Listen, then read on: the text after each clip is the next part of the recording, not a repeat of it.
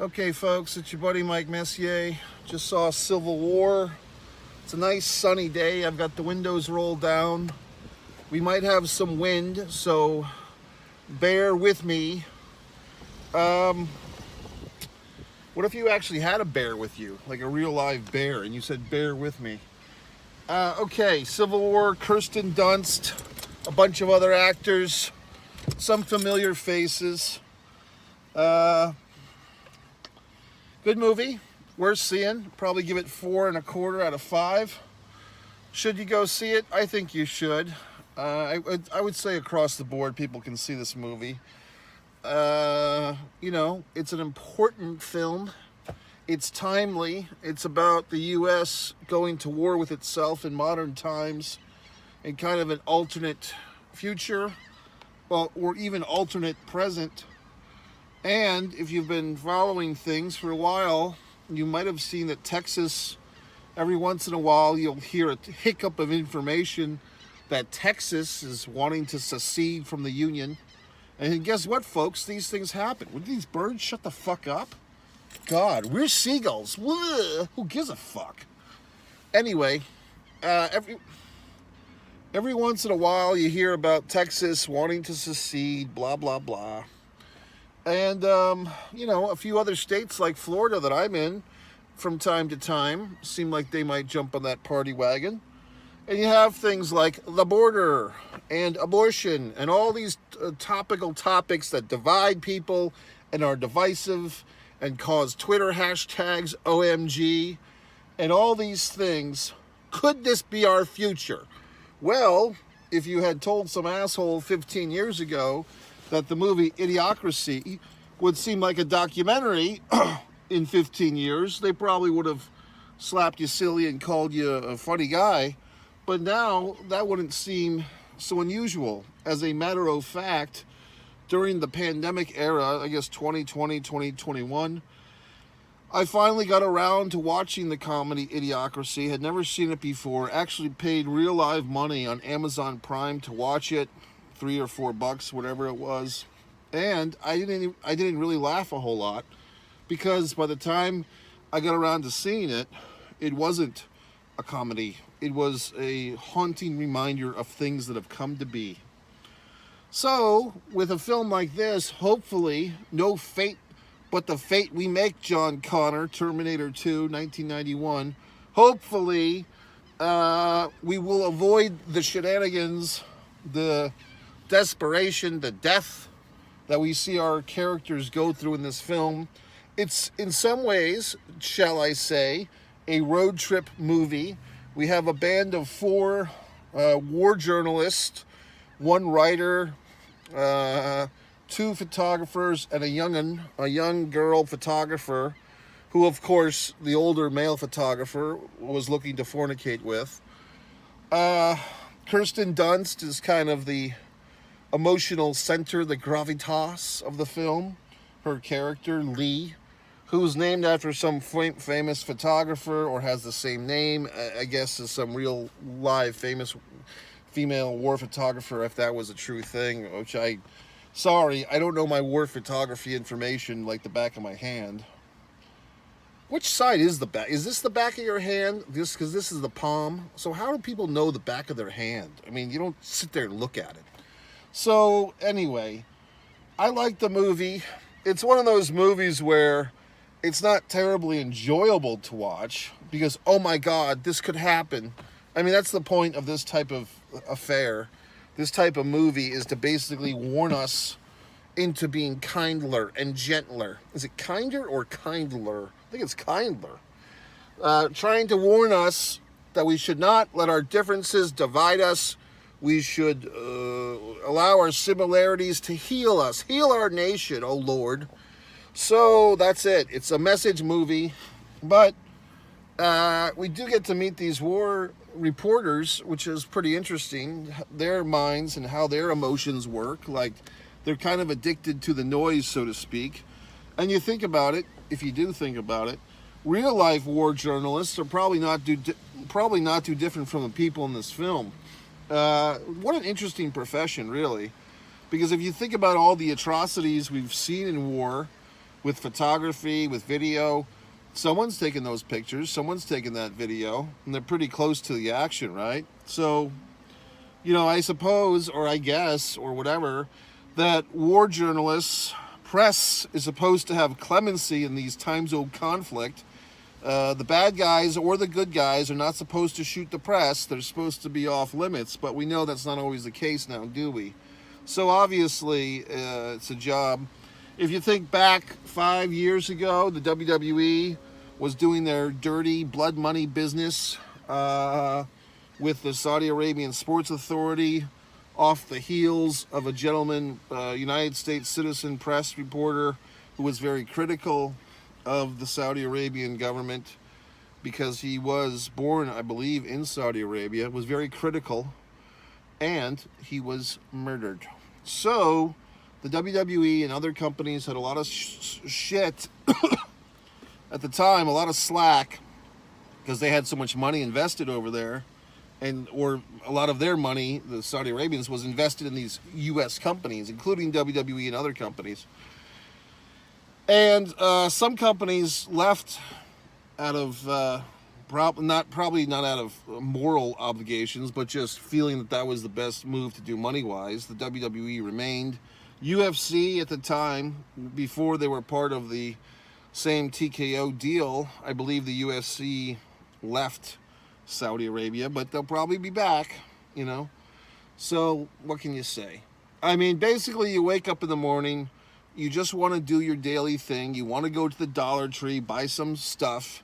Now, if you sat there and contemplated all the children working in all the factories for substandard wage, or even the adults working in some of these factories so you can buy your $1.25 fucking blow-up doll or whatever the fuck you're buying, you may not be able to live with yourself if you knew where all the ingredients of your lifestyle, all the things you frivolously buy, if you knew the footprints or the fingerprints of these items, you may not be able to be conscionable about it.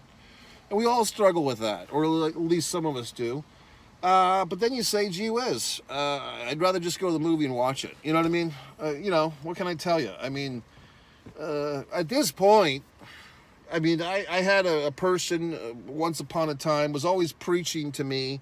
Guy was about 20 years older than me, always preaching to me about all these goddamn things, trying to inspire me to go out and take on the world. And finally, I just fucking said, hey, look, maybe, the way that you're talking and the way that I believe already, maybe we as a society are so far off the tracks, it doesn't even matter what I do or what you do. We're so far fucking gone that you just might as well enjoy the last ride. You know what I mean? And that shut the fucker up for a while, for 5 minutes.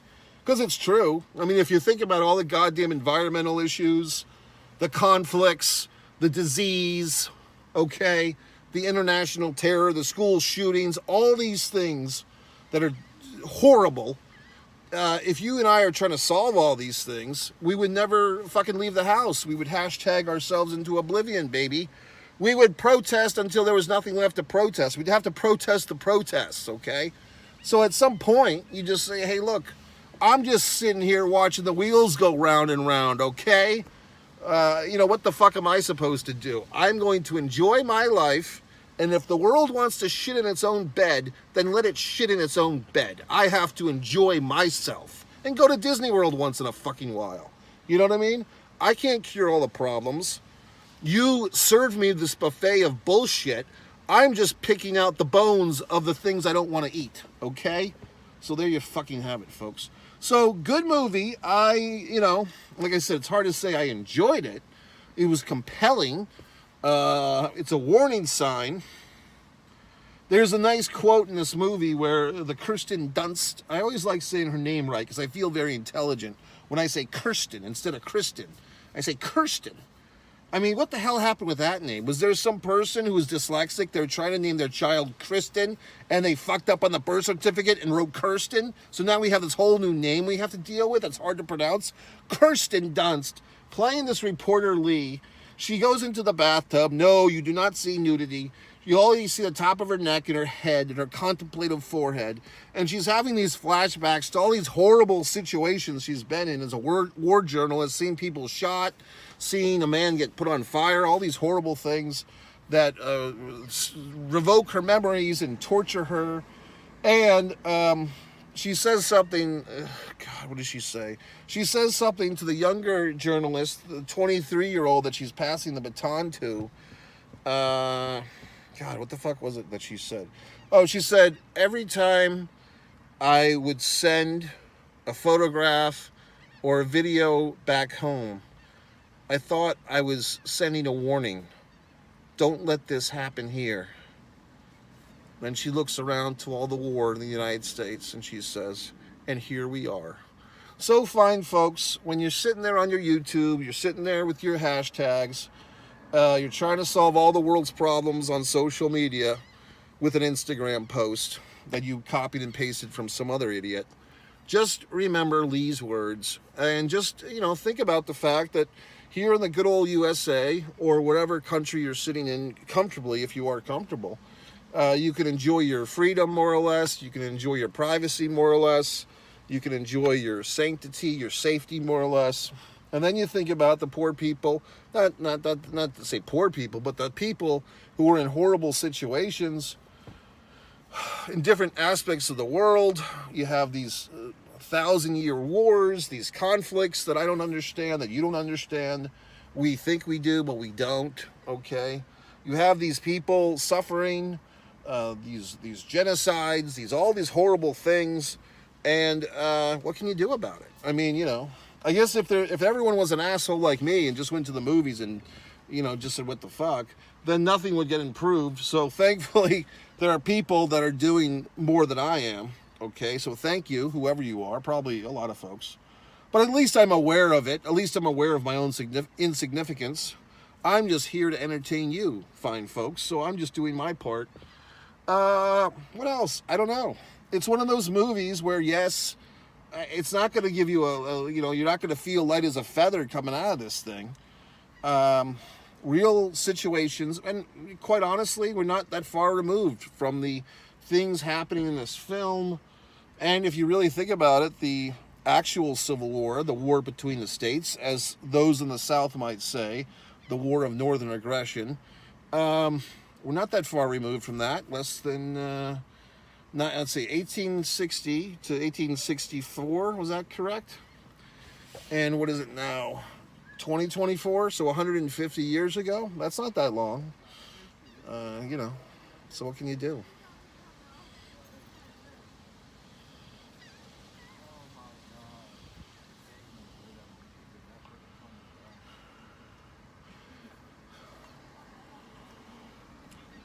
So I like the movie. I mean, I respect the movie. Yes, it's for what it is, and I think there's been a few movies like this before. Is this what you would call a dystopian film? Like a shitty world future. But I think a lot of times movies like that are more like sci-fi oriented, like Blade Runner and so forth. I just rolled up my windows because I got sandwiched. There's a couple of people on my left talking. There's some person that just parked on my right. So now I have to roll up the windows and be uncomfortable for a moment.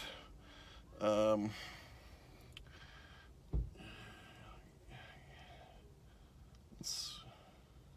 know what the worst thing is? I mean, it's not the worst thing. There's things that are worse. But one thing that I don't like is when you park your car and you're you're collecting your items, you're getting your game face on for whatever adventure, and you just want to park and get up and go, and then someone like on your left parks and they have like the fucking SUV or the family caravan, and then they get out and they've got the fucking kid in the back seat and the kiddie seat, or they've got several children or an elderly person, and it's like you have to sit there and wait for because you can't be the asshole and say, hey, hold on, family, you wait for me, I'm going to get my stuff out of the car. You have to wait for them now, and it's always longer than it should be. It's always some rigmarole. Now, luckily, I'm not in that situation right now. But I was just thinking about it, the inconveniences I go through. Okay, folks, so yes, go see Civil War. I saw it in Dolby Digital, wonderful. You're thinking, how can we get in touch with this guy, Mike Messier? How can we buy his books? How can we stand him on social? How can we buy his artwork? Go to MikeMessier.com. MikeMessier.com. Scroll to the bottom and do